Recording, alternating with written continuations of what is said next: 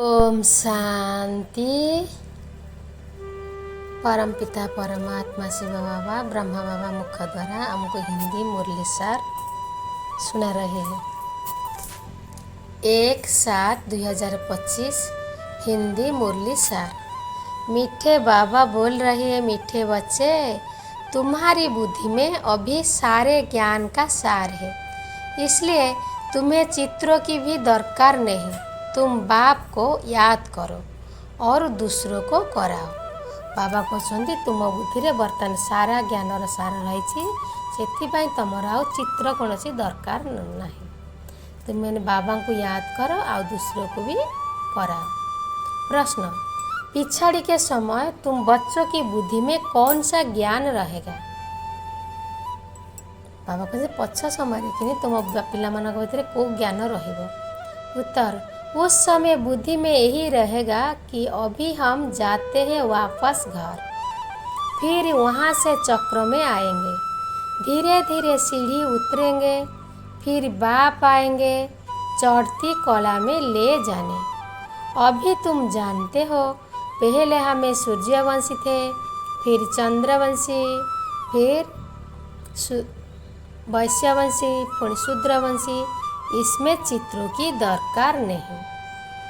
बाबा कहते तुम यही समय तुम उस समय बुद्धि में यहाँ रही वर्तमान आमको घर वापस जावाक पड़ू।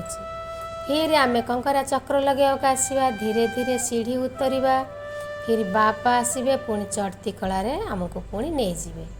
वर्तमान आम जानुचे जे प्रथम आम सूर्यवंशी आसवा, तापर चंद्रवंशी, तापर वैश्यवंशी, तापर शूद्रवंशी।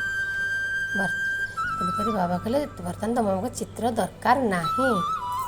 धारणा, अपनी ऊंची तकदीर बनाने के लिए धनी के नाम पर सब कुछ सफल करना है, रूहानी यूनिवर्सिटी खोलनी है।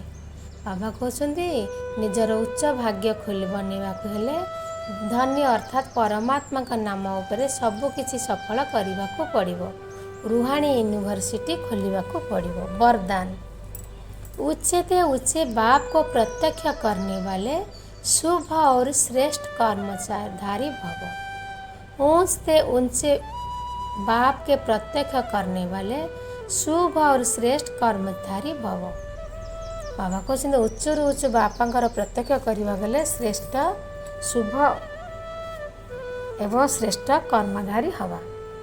जैसे राइट हैंड में सदा शुभ और श्रेष्ठ कर्म करते हैं, ऐसे आप राइट हैंड बच्चे सदा शुभ व श्रेष्ठ कर्मधारी बनो। आपका हर कर्म ऊंचे से ऊंचे बाप को प्रत्यक्ष करने वाला हो, क्योंकि कर्म ही संकल्प व बोल का प्रत्यक्ष प्रमाण के रूप में स्पष्ट करने वाला होता है।